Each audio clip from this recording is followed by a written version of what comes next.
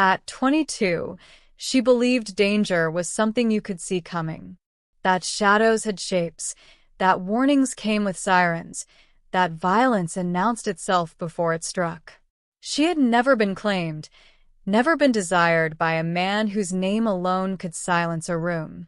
And then she met him, her brother's best friend, the man whispered about in the dark corners of the city, the Mafia king who had never looked at innocence until his steel-gray eyes found hers. And in that single, burning moment, everything she believed about safety, loyalty, and control shattered.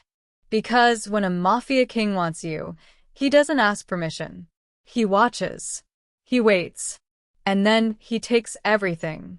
I used to believe danger announced itself. Footsteps behind you. Raised voices. Breaking glass. I believed monsters made noise. I was wrong. Sometimes danger is quiet. Sometimes it wears an expensive suit and leans against a bar with a whiskey in hand. And sometimes danger already knows your name before you ever dare to speak his.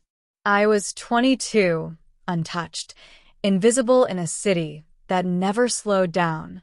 People rushed past me every day, chasing promotions, chasing dreams, chasing something that mattered more than my small existence. I was just trying to survive. Community college, double shifts at a bookstore that smelled like old paper and burnt coffee, and a life that felt small but safe. Safe. That word mattered to me back then. I lived with my brother. Dave was everything I wasn't: confident, connected, careful about the life he led, but careless about letting me see too much. And he had a best friend. Everyone did. But Dave's best friend wasn't just anyone. People didn't say his name casually. They lowered their voices. They glanced over their shoulders first. Gary Mitchell. To the city, he was a whisper, a shadow behind closed doors, a name that carried weight even in silence. The man who owned loyalty and fear in equal measure. I had met him before. Brief encounters at family dinners, glimpses at gatherings where he arrived late and left early. But I had never truly seen him. And yet, somehow, my life was already circling toward him. That night was supposed to be ordinary. An underground poker game in the back room of a restaurant that closed to the public after midnight. I wasn't supposed to be there. I was only dropping off Dave's forgotten phone. Just in and out. 5 minutes, maybe less. I remember pushing through the heavy door, the smell of cigar smoke and expensive cologne hitting me first. The room was dim, lit by hanging Edison bulbs that cast amber shadows across poker tables and leather chairs. Men in suits. Women in cocktail dresses. Money changing hands like it meant nothing. And then the room changed. The air shifted. Conversations thinned. The laughter felt distant, careful. Before I saw him, I felt him. A presence, heavy, controlled, magnetic. When I turned my head, my heart forgot how to beat. Gary Mitchell stood across the room near the bar, a crystal tumbler in one hand, his other resting casually in his pocket. Tall, broad-shouldered, perfectly still. His dark hair was slicked back, revealing sharp cheekbones and a jawline that could cut glass. Tattoos crawled up from beneath his collar and across his knuckles, ink that told stories I didn't know but could feel. He wasn't demanding attention. He didn't need to. Attention had nowhere else to go. And then his eyes lifted. Straight to me. Not past me. Not around me. Me. It felt like the floor tilted. Like gravity had shifted, and I was the only one who noticed. His gaze didn't rush. Didn't soften. It simply stayed, pinning me in place with the weight of something I couldn't name. That was the moment, the exact second my innocence met the man who would destroy it. Not with violence. Not with force. But with a look that said, "You don't belong to your world anymore." And I didn't know it yet. But that was the last normal moment of my life. I didn't know enough about him. Not really. But everyone else did. You could feel it in the way the room reacted to him. Men straightened when he moved. Women smiled but kept their distance. Even the dealer at the poker table glanced up nervously when Gary shifted his weight. That's when Dave appeared at my side, his hand firm on my elbow. "What are you doing here?" His voice was low, urgent. "You left your phone. Jan, you need to leave. Now." But it was too late. Gary was already moving. Across the room, through the crowd, every step deliberate and final. My breath caught. My hands trembled. Dave's grip tightened on my arm, but he didn't pull me away. He couldn't. Not without making a scene. Not in front of Gary. When Gary stopped in front of me, the noise of the party faded. I could hear my own heartbeat, feel the heat radiating off him, even though he wasn't close enough to touch. "You're not supposed to be nervous," he said. His voice was calm, deep, controlled, like he already knew every thought running through my mind.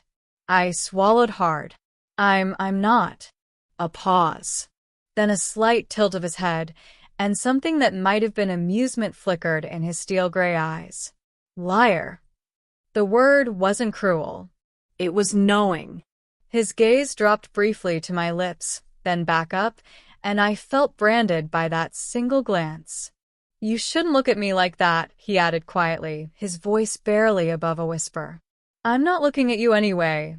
I managed, my voice shaking. Another pause. Heavier this time. "Dangerous." "Good," he murmured, leaning in just enough that I caught the scent of him. Expensive cologne, whiskey, something darker underneath. "Because if you were, I'd have to do something about it." My knees almost gave out. Before I could respond, someone called his name from across the room. He stepped back, already turning away. But before leaving, he leaned in just enough for only me to hear. "Go home, Angel," he said, his breath warm against my ear. "This place isn't safe for you." Then he was gone, and I stood there shaking, knowing one terrifying truth. He didn't warn me because he cared. He warned me because he had noticed me. The next few days passed in a blur. I couldn't stop thinking about him. Gary Mitchell, the man my brother had spent years warning me away from without ever using his name. The man everyone whispered about.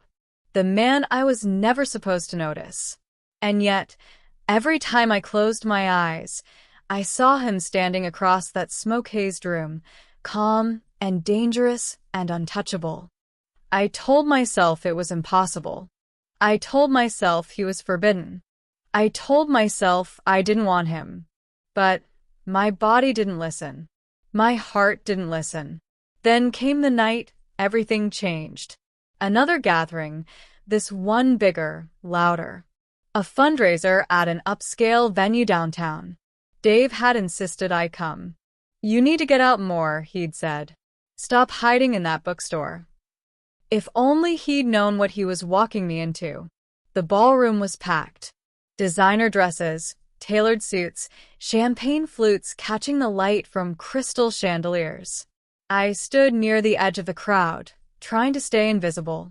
And then I felt it again. That presence, heavy and magnetic, pulling at something deep inside me. Gary appeared like a storm that knew exactly where I was. He walked past everyone, past the laughter and clinking glasses and polite conversations, straight toward me. My chest tightened. My hands went cold. My mind screamed at me to look away. And yet I couldn't. He stopped in front of me. Not too close. Not too far. Just close enough that I could feel the heat of him, the gravity that made everything else disappear. "Relax," he said softly. Not a command. A warning. I couldn't. Then it happened. Without a word, without hesitation, he reached out. His hand slid to the back of my neck, fingers tangling in my hair, and he pulled me to him. He kissed me. Slow. Dominant. Possessive. Not rough, Not forceful, just claiming. Every witness in the room froze. Gasps rippled outward. Phones lifted. Cameras clicked. But I didn't move. I couldn't. Time stopped. I felt the weight of the world shift. My invisibility, my safety, my carefully constructed life, all evaporated in that one kiss. When he pulled back, his eyes didn't leave mine. Not for a second. His thumb brushed my jaw, a touch that burned like fire. "You're mine," he said. Almost a whisper. Almost a growl. And God help me, I wanted him to be right. The music started again. The crowd murmured. Phones were lowered. But for me, nothing existed except him. That kiss had changed everything. And I knew it. I was no longer invisible. I was no longer safe. I was his. By morning, the city already knew. The kiss. The claim. The impossible pairing of Gary Mitchell and some nobody from nowhere. Every coffee shop, every news site, every scrolling thumb across social media carried the story. Photos from a dozen angles. Gary's hand in my hair, my shocked expression, the moment I stopped resisting. Who is she? Where did she come from? Why did Gary Mitchell choose her? I sat by my apartment window, phone clutched like a weapon. Notifications buzzed endlessly. Screenshots. Tags. Messages from people I hadn't spoken to in years. My private life evaporated overnight. Dave called, fury barely contained in his voice. "Jan, what the hell were you thinking?" I didn't. "He's dangerous. You have no idea what you've just stepped into." But I could feel it. The weight of the city pressing down on me. Eyes watching from every direction. And beneath the fear, something else stirred. A thrill. A pull I couldn't name. Because Gary Mitchell had claimed me in front of everyone. And in his world, that meant something. Across the city, whispers formed. Headlines ran. My colleagues at the bookstore stared. Strangers recognized me on the street. I was no longer just Janice DeMars. I was his. The woman claimed by the most dangerous man in the underworld. And Gary? He watched. Not openly. Not boastfully. Quietly, from the shadows, he commanded. He knew the power of his claim. He knew the city would react. Every rumor, every glance, every whispered speculation worked in his favor. And somehow, terrifyingly, in mine too. By evening, I understood one truth. Once Gary Mitchell claimed you, even a single public kiss could change your life forever. I shivered. Half in fear, half in anticipation. Because if the city was already buzzing, there was no turning back. And Gary's world, powerful, dark, irresistible, was only beginning to pull me in. The morning after, I thought maybe the attention would fade. It didn't. I got a message. Not from friends. Not from strangers. From someone who knew too much. "Stay away from him, or you'll regret it." My hands shook as I read it. My stomach twisted. I tried to tell myself it was a joke. Jealousy. An empty threat. But deep down I knew. Gary Mitchell didn't make enemies lightly. And anyone who sent me this knew exactly how to get to him. When I saw him later that night, summoned to his penthouse by a driver who wouldn't take no for an answer, he was waiting by the floor-to-ceiling windows overlooking the city. He didn't turn when I entered. Didn't smile. "You got a message," he said. Not a question. I nodded, my voice barely above a whisper. "How did you?" "I know everything that concerns you now." He turned then, his steel-gray eyes finding mine across the darkened room. "They want to scare you." They succeeded. He crossed the distance between us in 3 strides. One hand reached out, his tattooed fingers brushing mine. A touch so gentle it contradicted everything I knew about him. "Don't let them," he said quietly. "Not one step. Not one look. Not one thought. My heart raced. Fear, yes. But something else too. Excitement. Anticipation. He leaned closer, close enough that I could feel his breath against my ear, smell the whiskey and smoke that clung to him. "You're mine," he whispered, his voice rough with something dark and possessive. "And no one touches what belongs to me." The words sent chills racing down my spine. Dangerous. Sinful. Mine. That night, I realized something. This wasn't just about the kiss anymore. This was about survival. About loyalty. About a power structure I hadn't known existed, and that I was now trapped inside. As he stepped back, releasing me from the gravitational pull of his presence, I felt both terrified and strangely safe. Because I knew one truth. If anyone wanted to threaten me, they'd have to get past him first. And Gary Mitchell didn't fail. My life had always been small by design. Not accident. Design. At 22, I knew my route to the bookstore by heart. 14 blocks, 3 traffic lights, 1 shortcut through the alley behind the dry cleaners if I was running late. I knew which customers wanted recommendations and which wanted to be left alone with their coffee and paperbacks. I knew that if I kept my head down, worked my double shifts, attended my community college classes on Tuesdays and Thursdays, I could remain invisible. Invisible meant safe. Dave had taught me that without ever saying it out loud. My brother was the only family I had left after our parents died in a car accident when I was 15. Dave had been 23 then, barely an adult himself, but he'd stepped into the role of guardian with a fierceness that bordered on suffocating. He got us the apartment, made sure I stayed in school, kept food in the fridge, and paid the bills on time. But there were things Dave didn't talk about. The men who came to our apartment at odd hours, speaking in low voices that cut off the moment I entered a room. The expensive watches that appeared on his wrist. The way he'd disappear for days and come back with shadows under his eyes and blood on his knuckles he'd tried to wash away. And then there was the name. The one Dave said only once, in a tone that made my blood run cold. Stay away from Gary Mitchell. I'd been 19, helping Dave clean up after one of his poker nights. I'd found a business card on the floor, sleek black with silver embossed letters. No company name, just a phone number and the initials GM. "Who's Gary Mitchell?" I'd asked innocently. Dave had snatched the card from my hand so fast it gave me a paper cut. His face went pale, then hard. "No one you need to know about.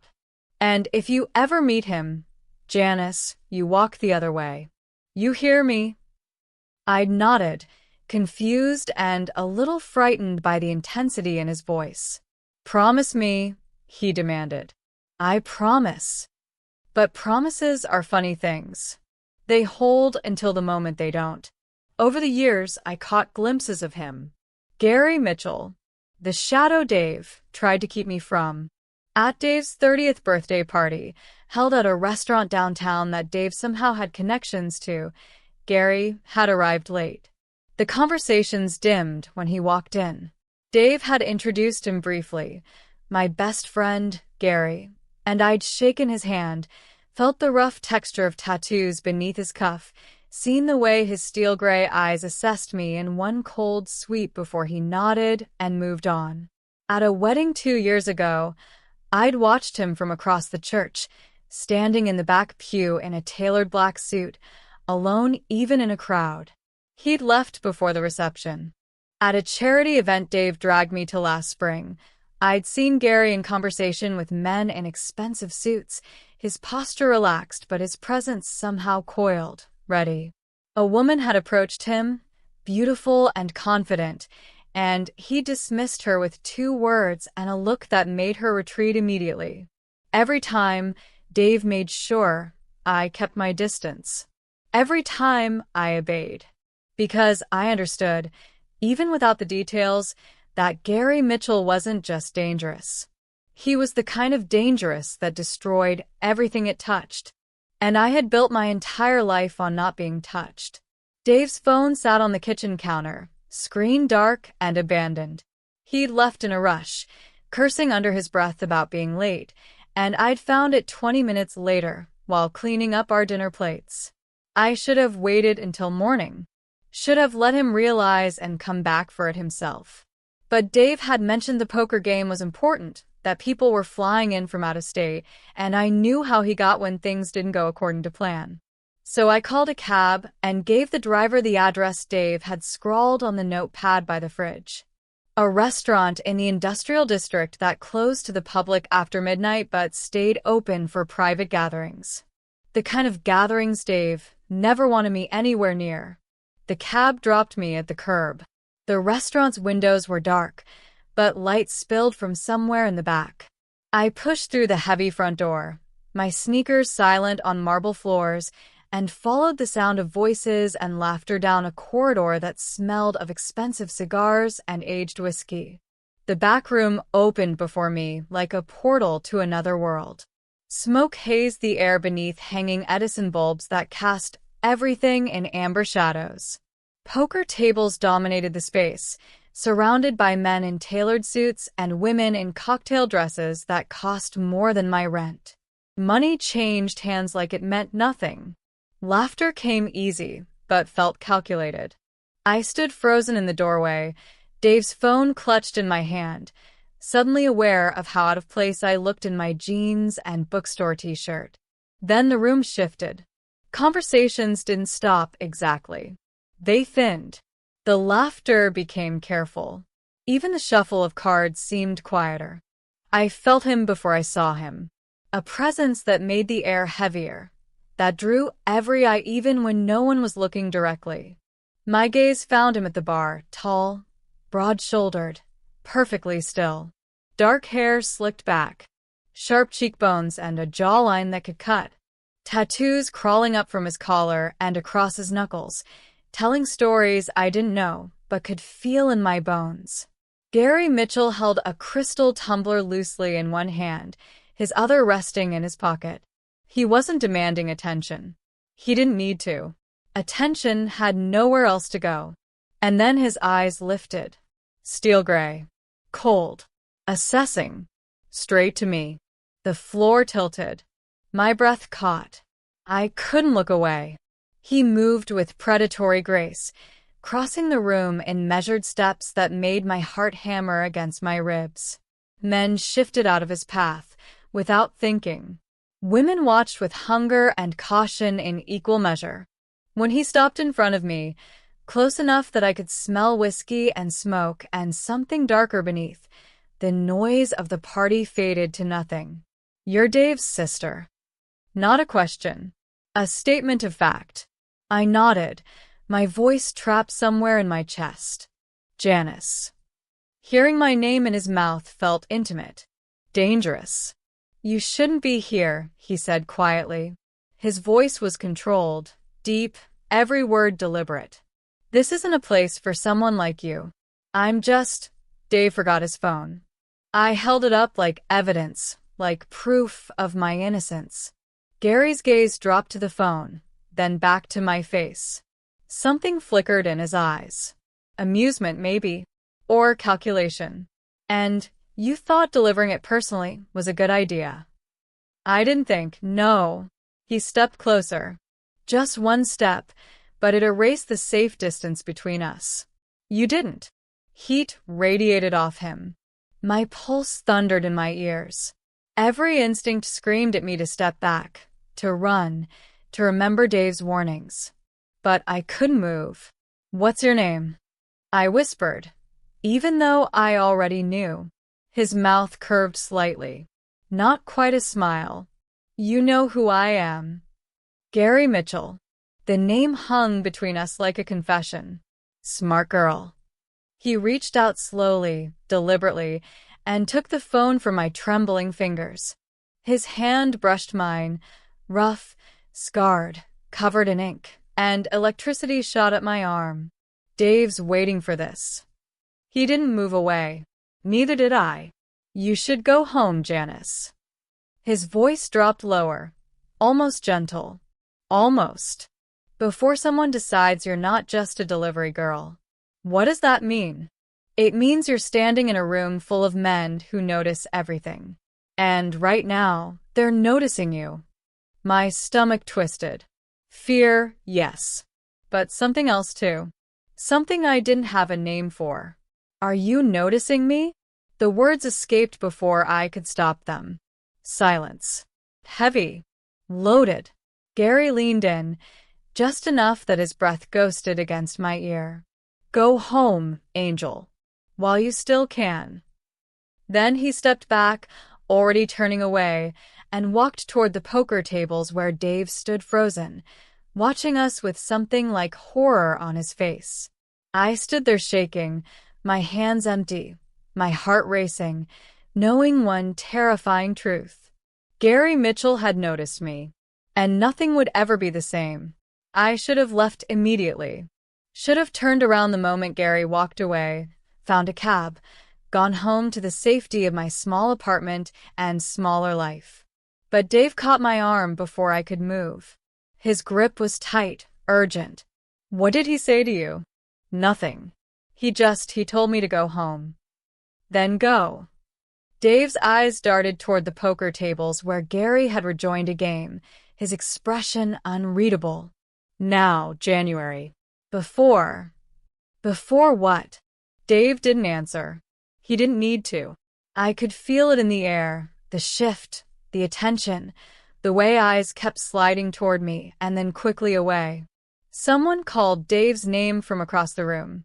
He hesitated, torn between staying with me and answering the summons. Wait here. 2 minutes. Then I'm getting you out. He disappeared into the crowd.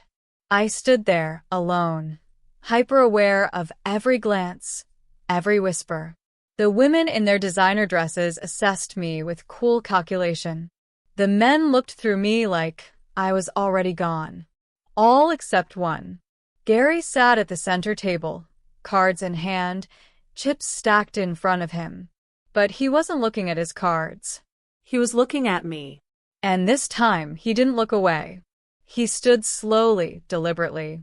The game paused. Conversation stuttered. The entire room held its breath as Gary Mitchell crossed the floor with the kind of certainty that made resistance impossible. Gary, don't. Someone started, but Gary raised one hand and the voice died. When he reached me, he didn't ask permission, didn't explain. His hand slid around my waist and he pulled me against him, solid and immovable.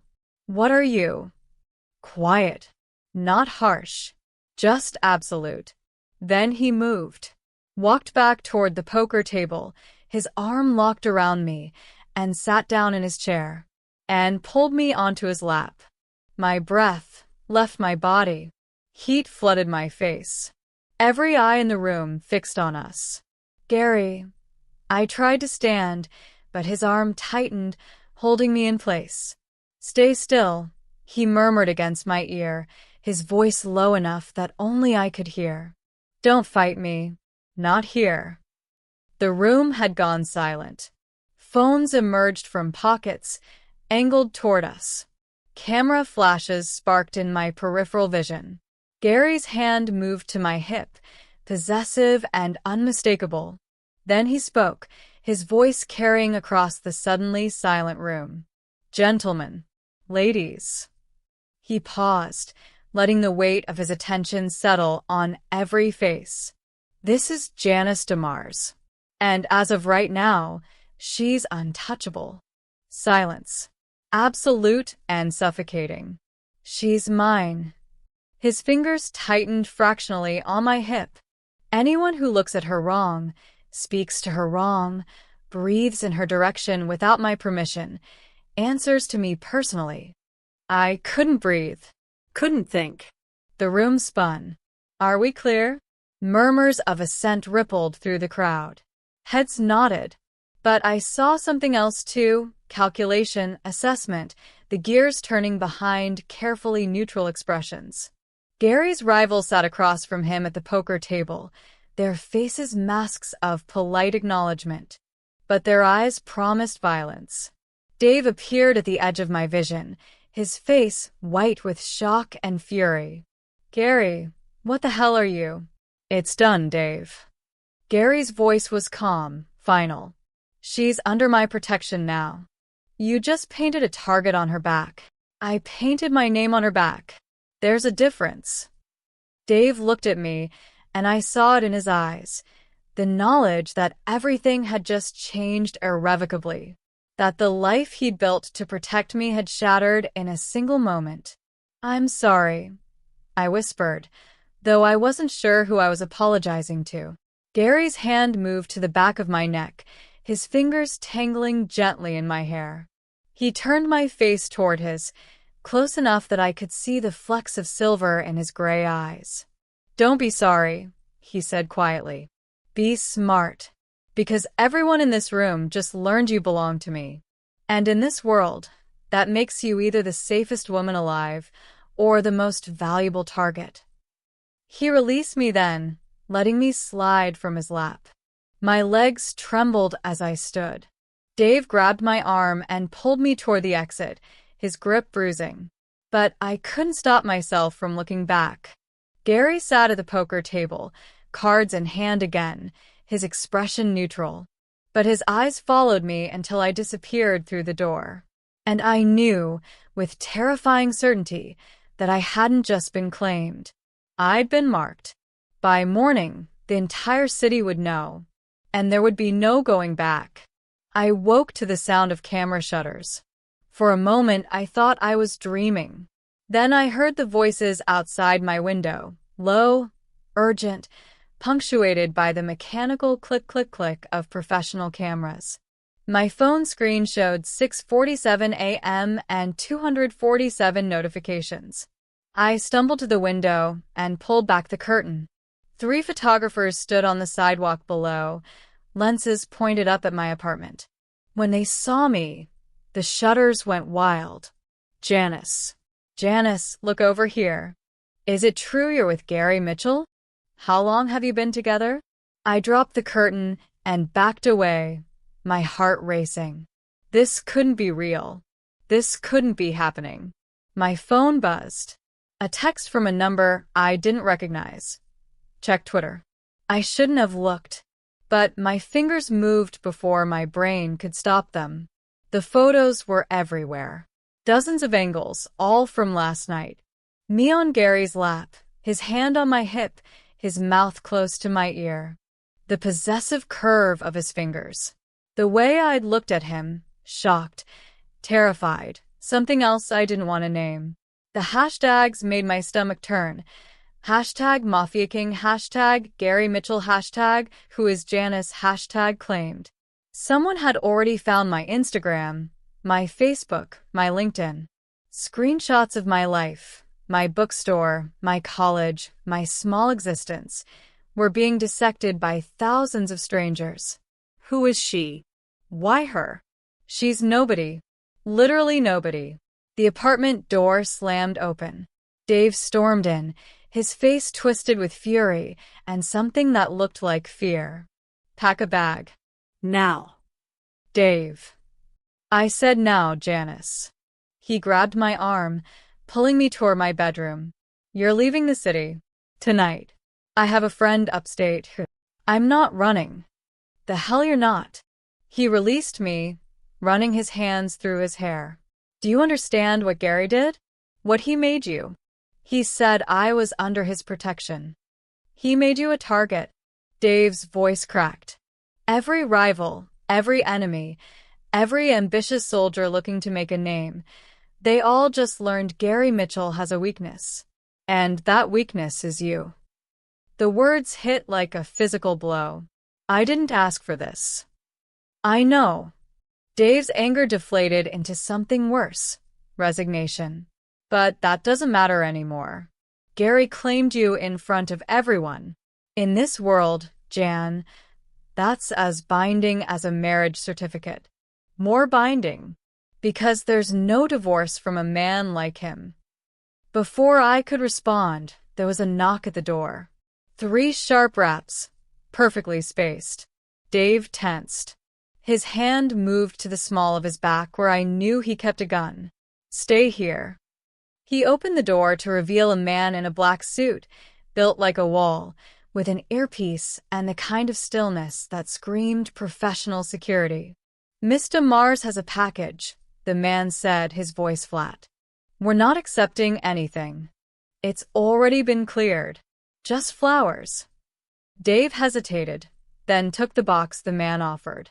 The moment the door closed, he opened it on the kitchen counter. White lilies. Dozens of them, pristine and perfect, arranged with professional care. My blood went cold. Even I knew what white lilies meant. Funerals. Death. Dave pulled out the card with shaking hands, read it, and went pale. What does it say? I whispered. He handed it to me without a word. The card was heavy, expensive. The message written in elegant calligraphy. Every king has a weakness. I dropped it like it burned. That's it. Dave pulled out his phone. You're leaving tonight. I don't care what, Gary. Another knock. This time, four men in black suits stood in the hallway. The one in front stepped forward. Mr. Mars. We're your security detail. Mr. Mitchell has assigned us to ensure your safety. She doesn't need. Dave started. Mr. Mitchell insists. The man's tone made it clear this wasn't a negotiation. There's a car downstairs. We'll escort Mr. Mars wherever she needs to go. I looked at Dave.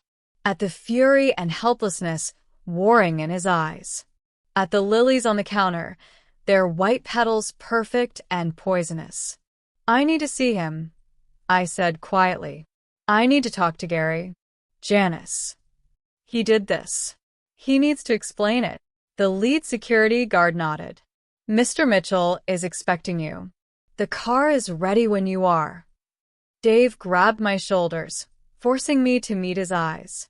If you walk out that door with them, everything changes. You understand? There's no coming back from this. I looked at the flowers, at the photographers waiting outside, at the life I'd built so carefully, now shattered beyond recognition. I think, I said softly, it already changed. And I walked out the door into a world I no longer recognized, surrounded by shadows that answered to the man who'd claimed me without asking permission. The man I was about to confront. The Mafia king himself. Gary's penthouse occupied the entire top floor of a building in the financial district. Floor-to-ceiling windows overlooked the city, like a kingdom laid bare. Everything was clean lines and dark colors, leather, steel, glass. No clutter. No warmth. A space designed for control, not comfort. He stood by the windows when I arrived, hands in his pockets, silhouette sharp against the morning light. You got flowers, he said without turning around. White lilies. Very thoughtful. Volkov has no imagination. He turned then, those steel-gray eyes finding mine across the room. But he's making his intentions clear. Which are? To remind me that claiming you was a mistake. Gary crossed the space between us with measured steps. To prove I can be hurt. Can you? Something flickered in his expression. Too fast to name. We're about to find out. I wrapped my arms around myself, suddenly cold despite the heated apartment. I didn't ask for this. Any of this. No. You didn't. He stopped close enough that I could smell his cologne, cedar, and smoke. But it's done. And now we deal with the consequences. By making me a prisoner? By keeping you alive. His voice hardened. You're moving in here. Today. I have an apartment. A life. Had. The word was final. That life ended the moment I claimed you. You want to go back to your apartment? Fine. But you'll be dead within a week. You don't know that. I've been in this world since I was 16, Janice. I know exactly how this works. He moved closer, his presence overwhelming. You're leveraged now. The fastest way to hurt me is through you. Every enemy I've made, and I've made many, just learned about my weakness. Then unclaim me. Tell everyone it was a mistake. It doesn't work that way. His hand lifted, fingers brushing my jaw in a touch so gentle it contradicted everything about him. What's done is done. The only choice now is whether you survive it. I wanted to argue, wanted to run, but the memory of those white lilies, that elegant threat, kept me frozen. How long? I whispered. Until it's safe. He paused. Or until you're strong enough that it doesn't matter. Before I could process that, my phone rang. Dave's name flashed on the screen. Don't answer it, Gary said quietly. I answered anyway. Dave. Glass shattered. Loud, violent, final. Dave's voice came through panicked. Jan? Jan, are you there? What happened? Someone threw a brick through your window. There's a note tied to it. His voice cracked. It says, she bleeds, you bleed. The phone slipped from my fingers. Gary caught it before it hit the floor, ended the call, and pulled me against his chest in one smooth motion. Breathe, he commanded. I couldn't. My apartment, my safe space, violated. This is what you wanted to show me, I said against his shirt. This is why you knew I'd say yes. This is why you need to understand. He pulled back enough to force me to meet his eyes. My world isn't chaos, Janice. It's order. Brutal, efficient, unforgiving order. And right now, you're at the center of it. That afternoon, I watched Gary's empire operate from the shadows of his penthouse. Men came and went, soldiers, lieutenants, advisors. They spoke in codes I didn't understand, but the hierarchy was clear. Gary gave orders in quiet tones, and people moved like chess pieces. A man arrived with a briefcase full of cash. Gary counted it without emotion, then sent him away with new instructions. Another brought photographs, surveillance shots of people I didn't recognize. Gary studied them, made 2 phone calls, and the photos were taken away. Everything was precise, calculated, nothing wasted. You run it like a business, I said when we were alone again. It is a business. Gary poured whiskey into 2 glasses, handed me one. Violence is just a tool. The goal is stability, profit, power. And me? What am I? He looked at me for a long moment. A complication, but possibly the most important one I've ever had. That night, I stood by those massive windows, staring at the city below. My old life was down there somewhere. The bookstore, the college, the small apartment with its shattered window. Gary appeared beside me, silent as smoke. I didn't want this, I said. I know, but I can't go back. No. I turned to face him, this man who'd upended everything. Then teach me. If I'm going to survive your world, I need to understand it. Something shifted in his expression. Approval, maybe. Or respect. It won't be easy, he warned. Nothing about you is easy. His mouth curved slightly. Almost a smile. No. But you're still here. Where else would I go? Exactly. He raised his glass. Welcome to the cage, Angel. Let's see if you learn to fly. I clinked my glass against his, the sound sharp in the quiet room, and began learning the rules of a world built on blood and shadows. The charity gala was held at the Belmont Hotel, all crystal chandeliers and marble floors, where wealthy donors in designer gowns pretended their money was clean. Gary had insisted I attend, had a dress delivered that morning. Midnight blue silk that clung in ways that made me feel exposed and powerful simultaneously. Charity is where wars are negotiated, he'd explained while adjusting his cufflinks. Peace treaties signed over champagne.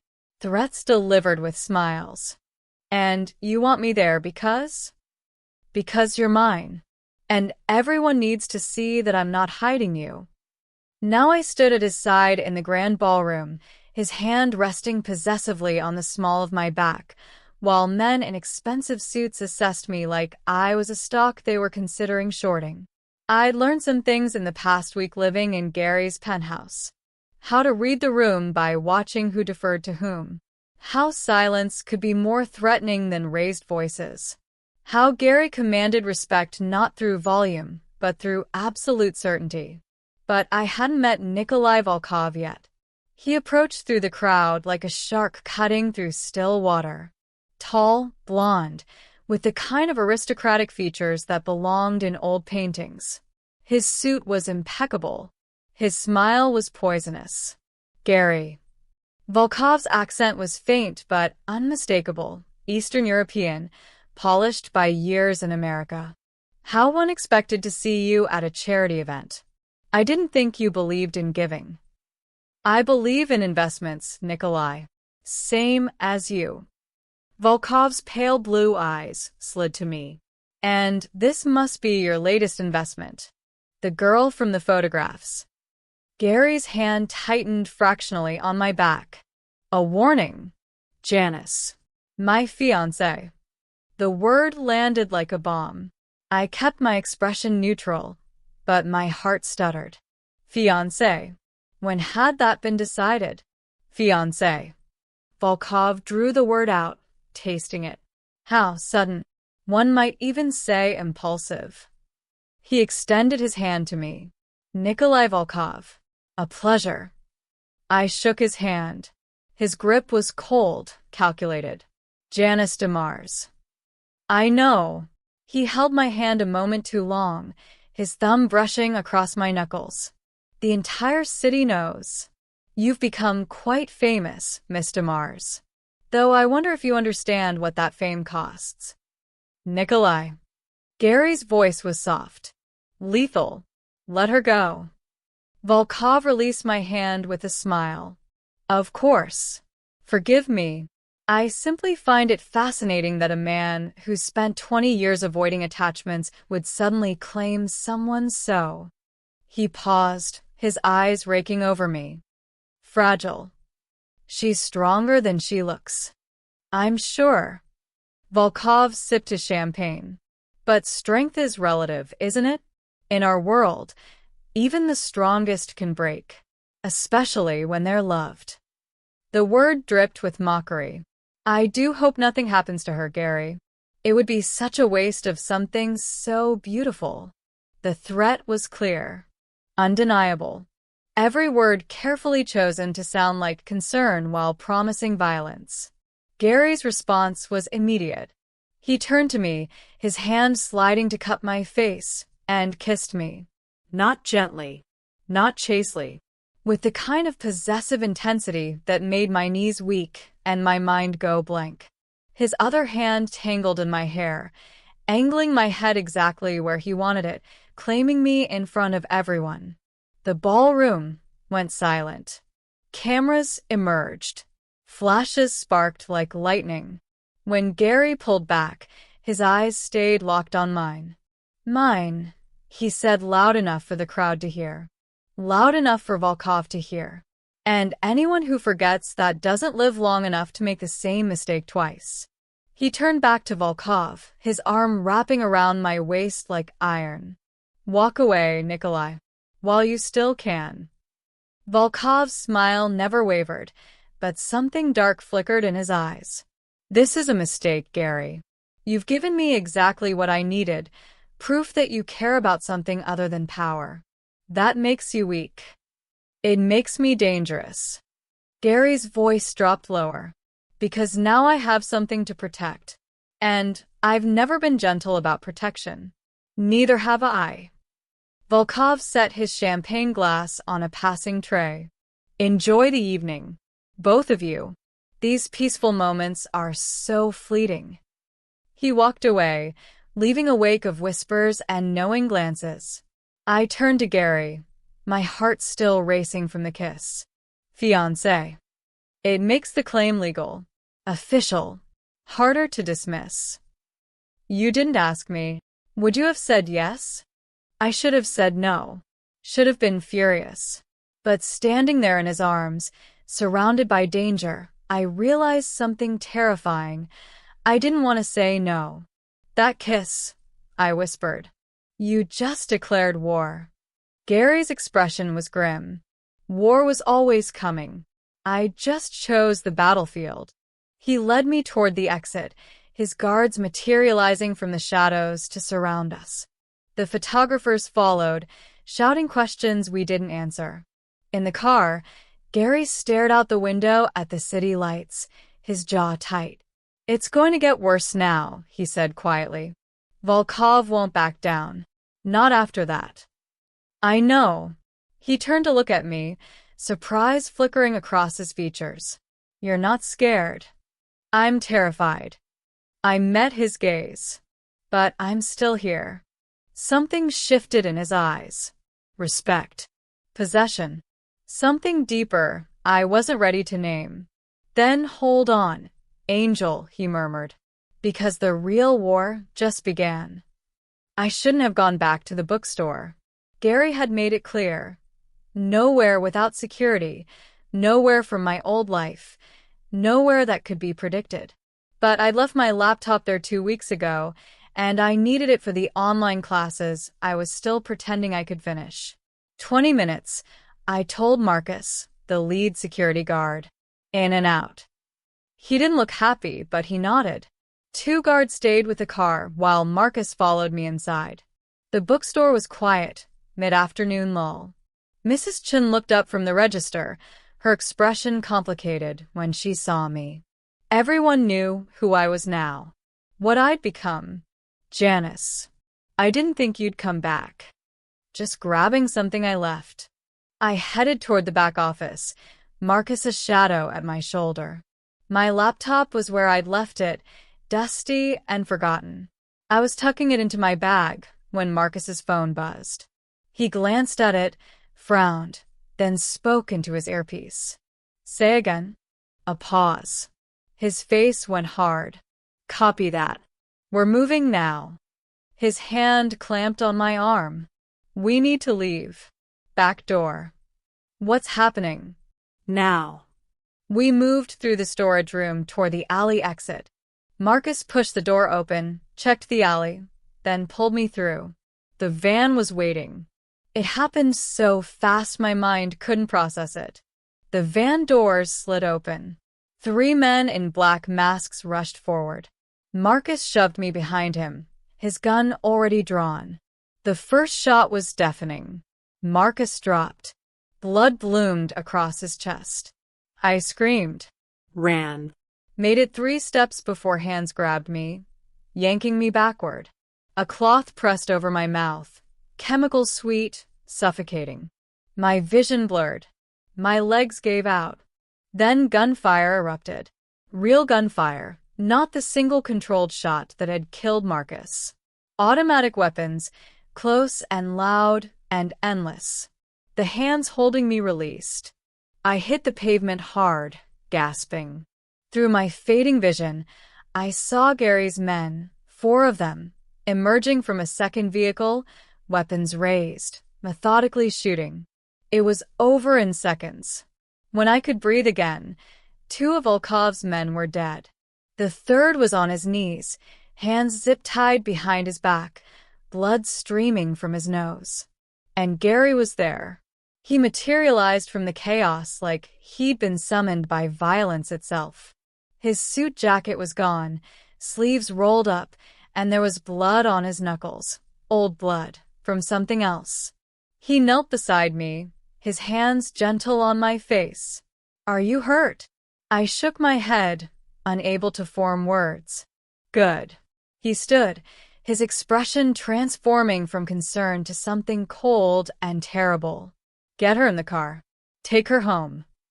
"Gary." "Not now." His voice was ice. "You're going home.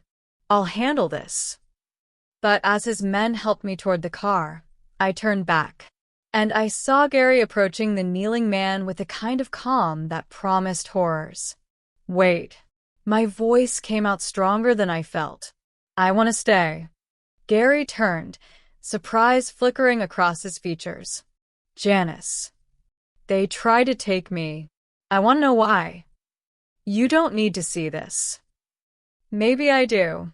Something passed between us. Understanding. Or recognition. After a long moment, Gary nodded. Put her in the warehouse. She stays in the observation room. The warehouse was industrial, abandoned, perfect for things that needed to stay hidden. They put me behind one-way glass while Gary entered the room where Volkov's man was now chained to a chair.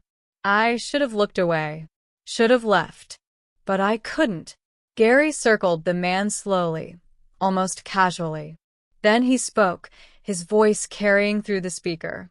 Who sent you? Go to hell. Gary's fist connected with the man's jaw. Blood sprayed. The crack echoed. Who sent you? I don't. Another hit. Then another. Methodical. Controlled. Not rage. Calculation. I pressed my hand against the glass, my stomach churning. This was what Gary was. What he'd always been. Violence wrapped in expensive suits. Volkov, the man finally gasped. Volkov sent us. Said bring her alive. Said you'd trade anything for her. Gary stopped. Went perfectly still. And what were you supposed to do with her? Hold her. Wait for contact. Then the man hesitated. Then what? Then kill her anyway. Once you gave us what we wanted. The room went silent. I could see Gary's shoulders rise and fall with controlled breathing. Then he leaned close to the man, his voice dropping to a whisper I could barely hear. You were going to take her. Hurt her. Kill her. Because Nikolai Volkov thought she was my weakness. He straightened. You're going to deliver a message for me. Tell Volkov that he was right about one thing, she matters. But he was wrong about everything else. Gary pulled out his phone, made a call. Send him back to Volkov. With a reminder. I watched as Gary's men entered, dragged the broken man away. And I watched as Gary stood alone in that empty room, his hands covered in blood, his expression carved from stone. When he finally came to get me, his hands were clean, but I could still see the violence in his eyes. Now you know, he said quietly. This is what I am. What I do. I looked at him, this man who'd claimed me, protected me, destroyed for me. I know, I whispered. And I'm still here. Something cracked in his expression. Not quite relief. Not quite pain. He pulled me against him, and I felt him shaking. Dave arrived at dawn with papers and a promise of safety. Witness protection. New name, new city, new life. You disappear completely. Gary stood by the windows, his back to us both. Silent. You'd let me go? I asked him. He turned then, and I saw something I'd never seen before. Fear. Raw and undeniable. I won't cage you, he said quietly. I don't beg, Angel. But I also won't watch you live half a life because of me. Dave held out the papers. Gary offered nothing but honesty. I looked between them. Safety or truth. Protection or power. I choose him, I whispered. I choose this. Dave's face crumpled. Gary's eyes closed in something like prayer. And I stepped into the darkness willingly. I'm done being your weakness, I told Gary the next morning. Teach me the business. He studied me for a long moment, then nodded. It won't be easy. Nothing about you is. 3 months later, I sat at Gary's right hand during the territorial summit. Volkov watched from across the table as I negotiated terms with the Bratva representatives. Cold, competent, unflinching. The girl has teeth, one of them murmured. Not a girl, Gary corrected. His hand found mine under the table. My queen. I met Volkov's glare without flinching. I had been forged in fire and fear. I had chosen this darkness, and I refused to break.